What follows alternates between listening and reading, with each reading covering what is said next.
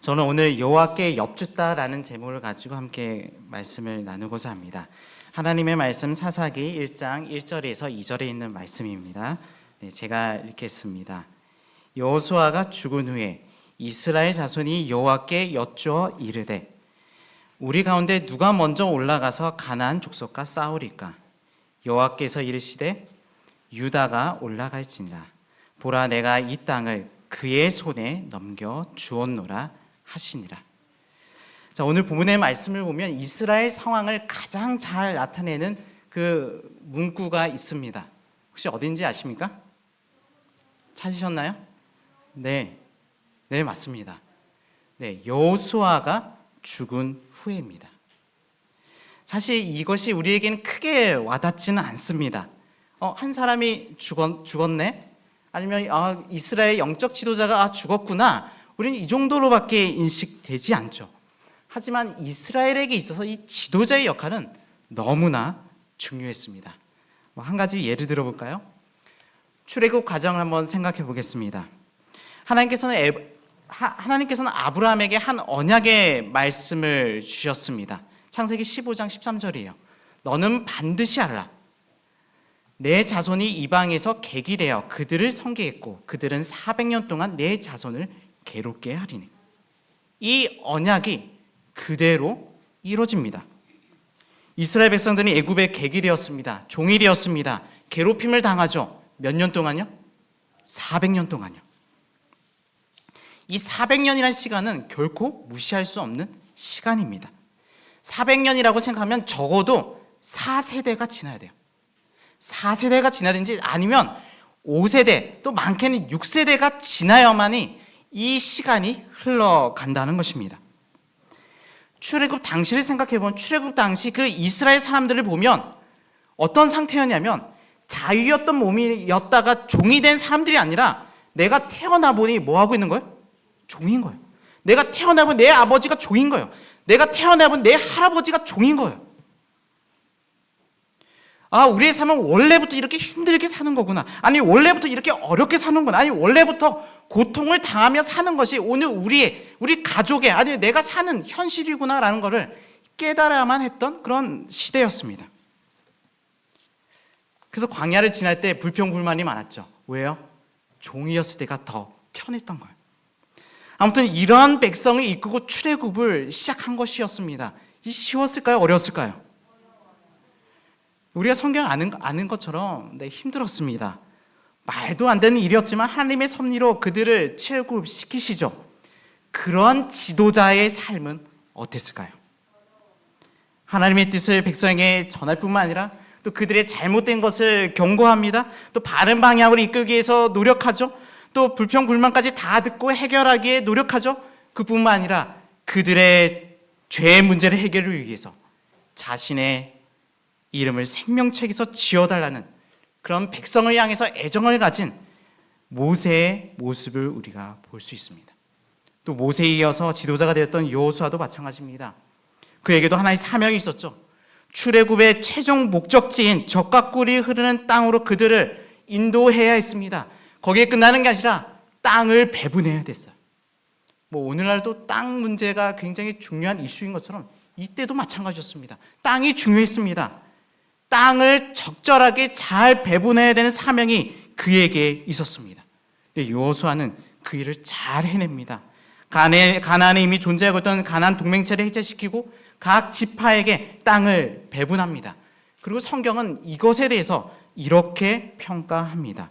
여호와께서 이스라엘 조상에게 맹세하사 주리라 하신 온 땅을 이와 같이 이스라엘에게 다 주셨으므로 그들이 그것을 차지하여 거기서 거주하였으니. 말씀 그대로 그들이 그대로 차지하게 된 일을 여호수아가 하게 됩니다. 그 다음 이어서 또 이렇게 말합니다. 제가 적지는 않았습니다. 여호수아 21장 45절에 있는 말씀입니다. 여호와께서 이스라엘 족속에게 말씀하신 선한 말씀이 하나도 남음이 없이 다 응하였더라. 여호수아는 그 조상 대대로 내려왔던 그 약속을 그 시대, 그의 상황에 적절하게 정확히 일치하는 그런 지도자였습니다. 모세와 여호수아를 보더라도 출애굽하고 광야를 지나고 또 가나안을 점령하고 또 가나안의 땅을 분배하는 일까지 그들이 가지는 그 지도자의 역할은 분명했습니다. 확실했습니다. 그들의 지도력이 이스라엘을 보호했습니다. 그들의 지도력을 통하여 이스라엘이 여호와의 나라를 꿈꾸게 했고 그들의 삶을 행복하게 하였어요. 그런 가운데서 여호수아가 죽었다는 거예요.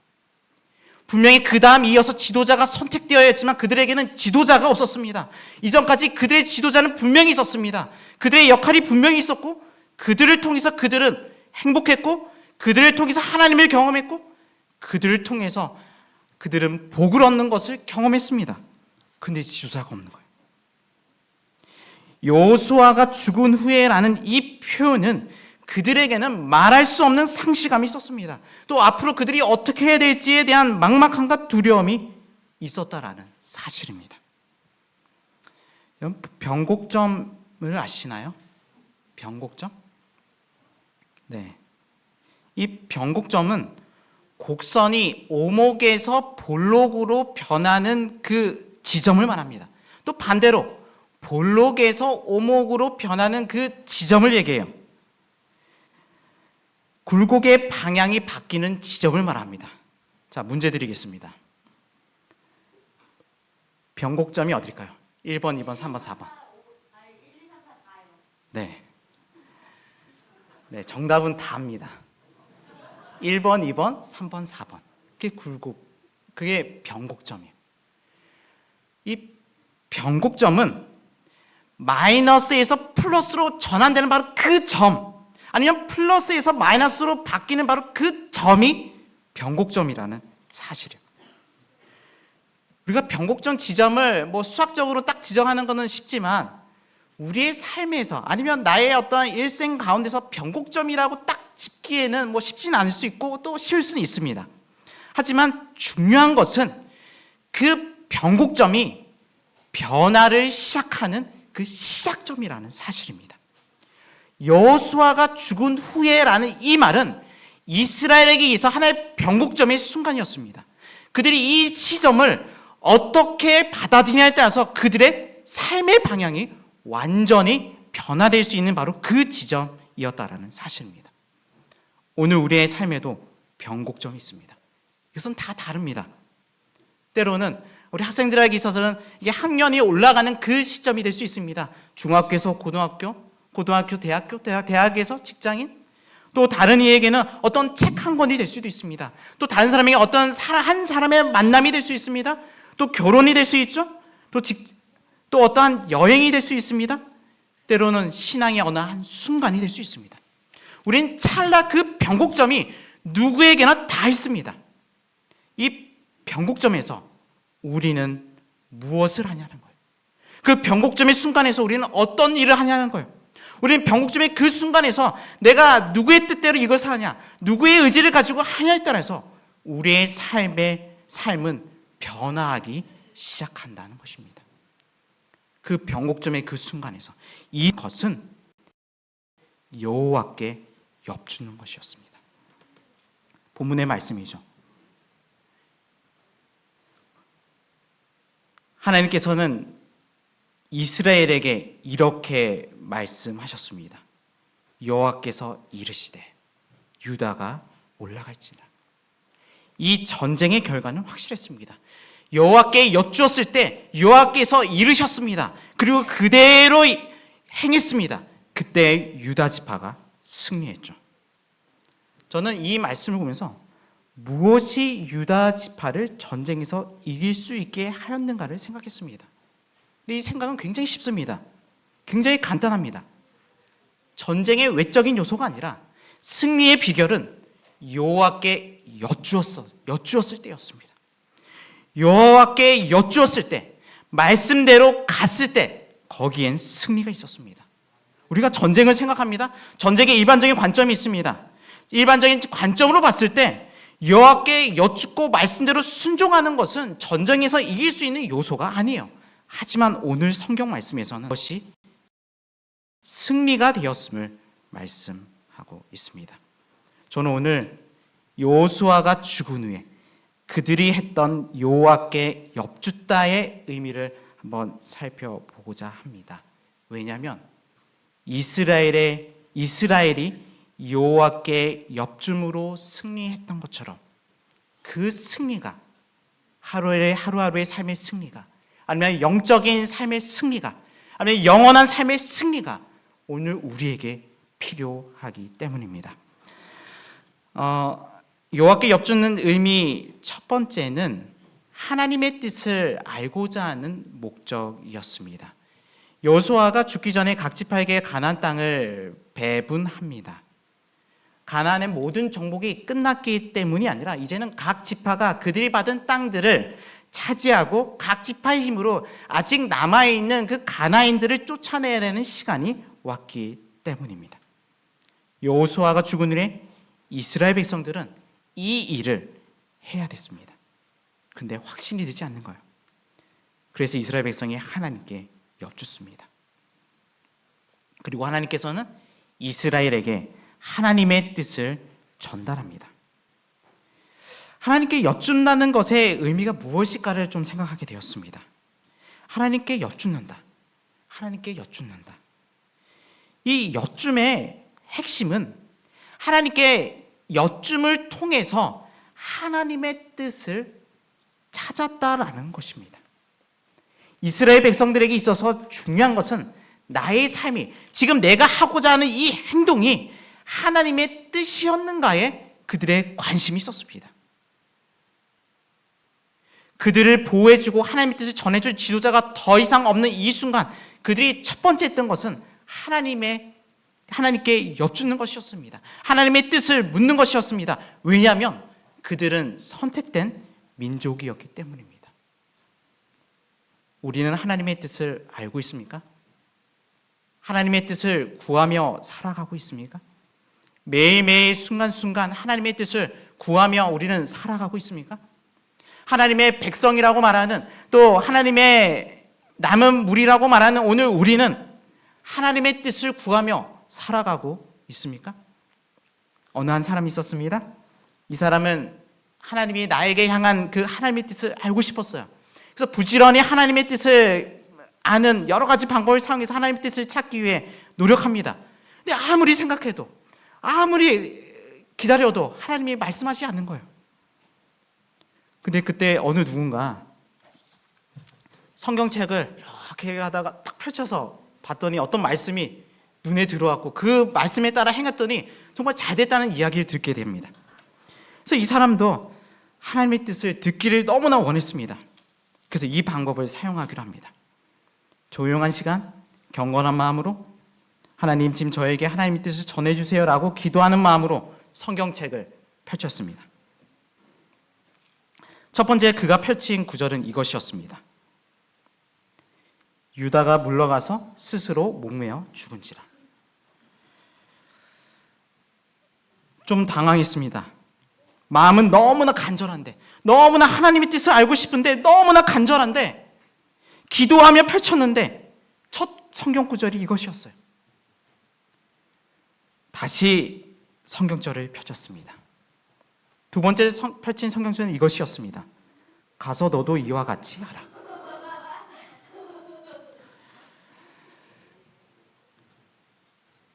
갈수록 실망만 쌓여갑니다.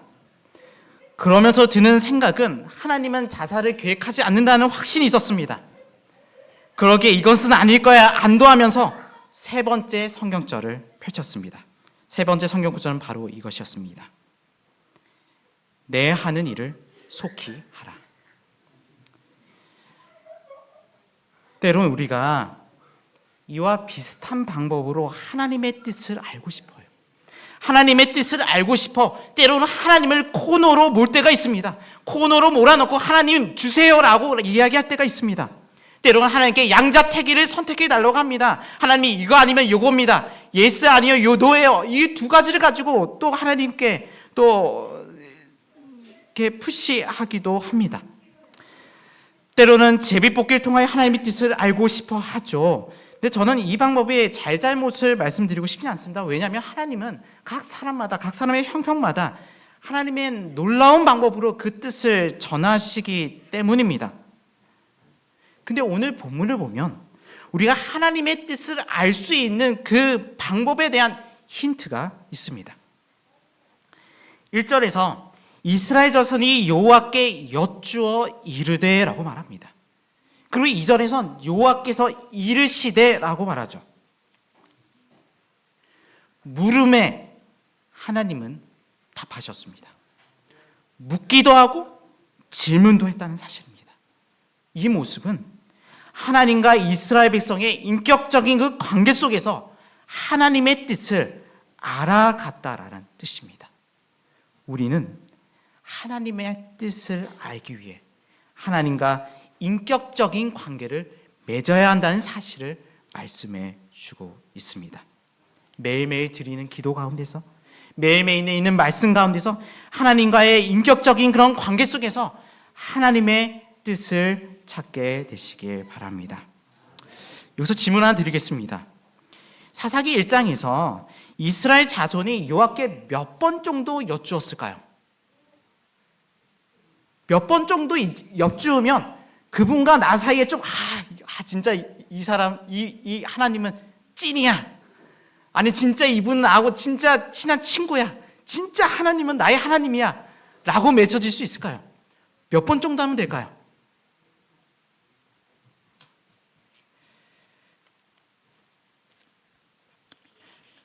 네, 1절과 2절에 답이 있습니다.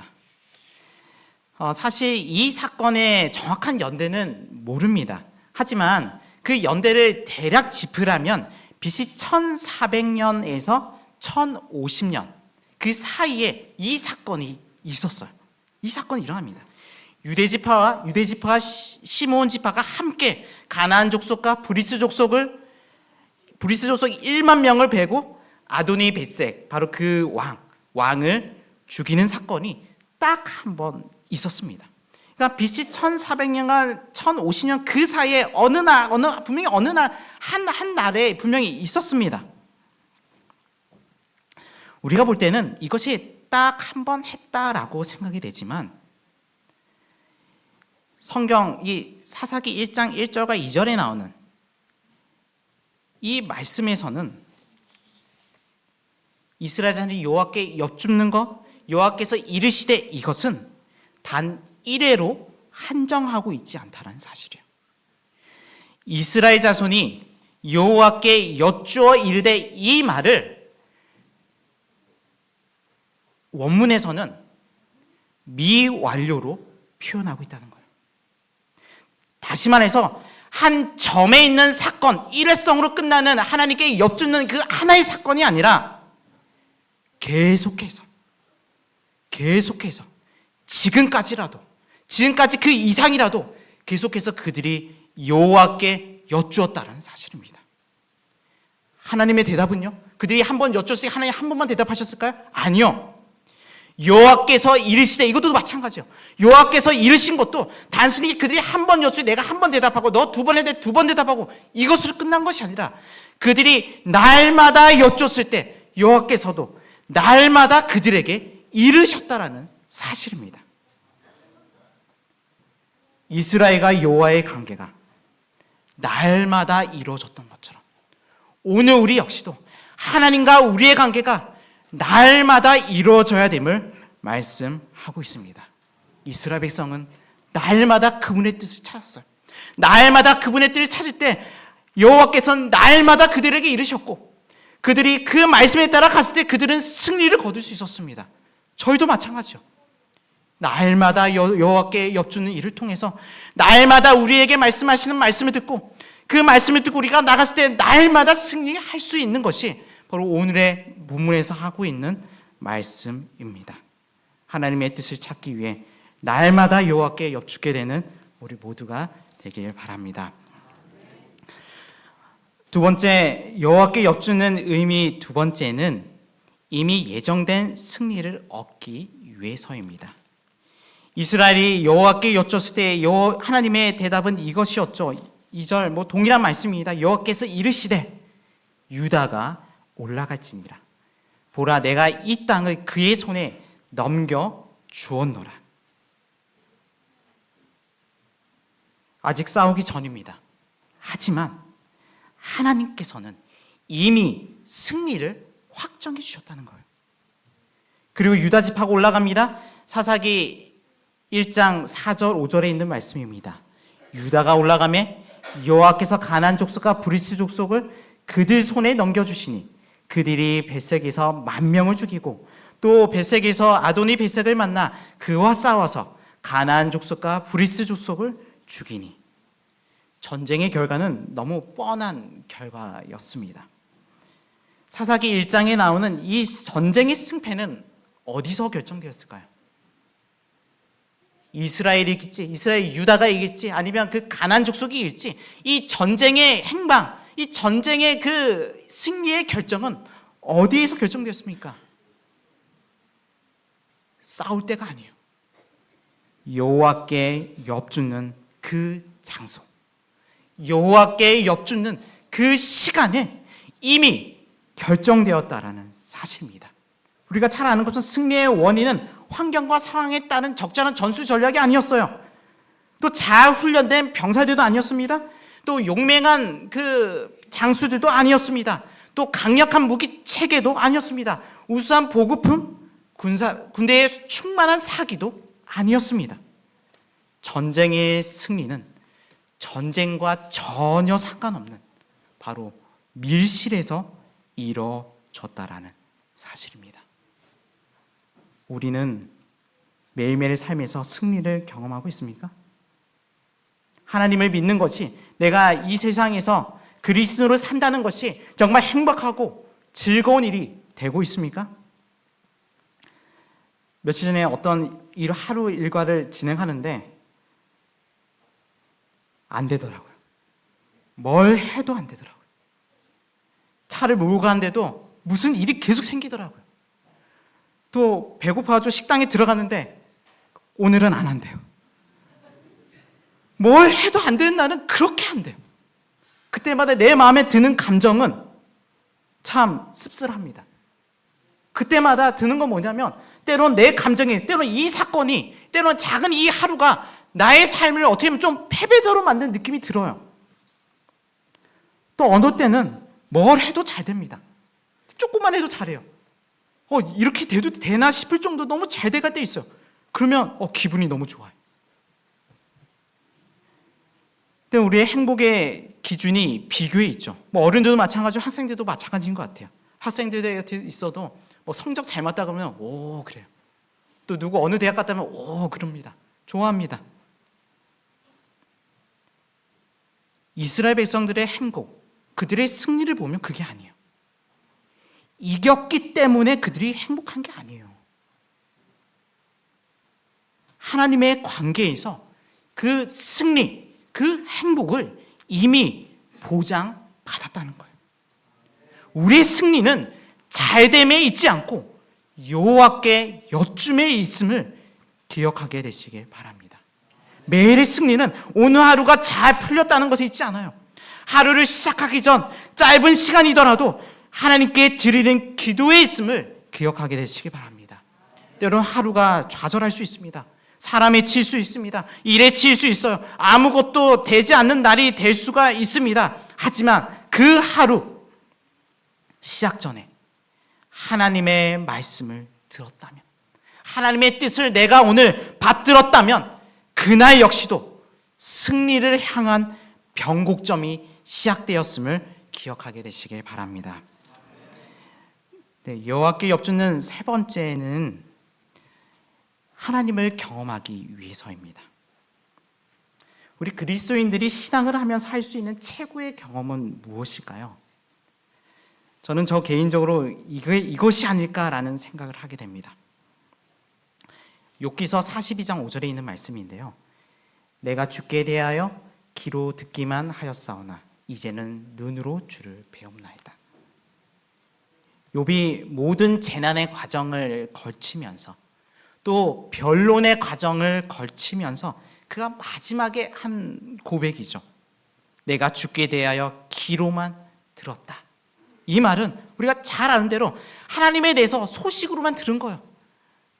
예배에 참석해 보니까 이렇대. 어떤 장로님이 얘기하시는 게 이렇대. 어떤 목사님이 얘기하는 게 이렇대. 내가 들어보니 이렇대. 라는 거예요. 어떻게 보면 신앙에 대한 어떤 피상적인 모습이에요. 근데 이제는 눈으로 주를 배움나이다. 이것은 욥이 하나님을 직접 대면한 거예요. 하나님과 대화를 통해서 하나님의 음성을 그가 직접 들어서 내가 이제는 하나님을 알게 되었음을 고백하는 말입니다. 이스라엘 백성이 여호와께 여쭈었을 때 하나님은 두려워 떨고 있는 무엇을 할지 모르는 이스라엘 가운데 계셨다는 사실이에요. 그리고 하나님은 물음에 대답하셨습니다.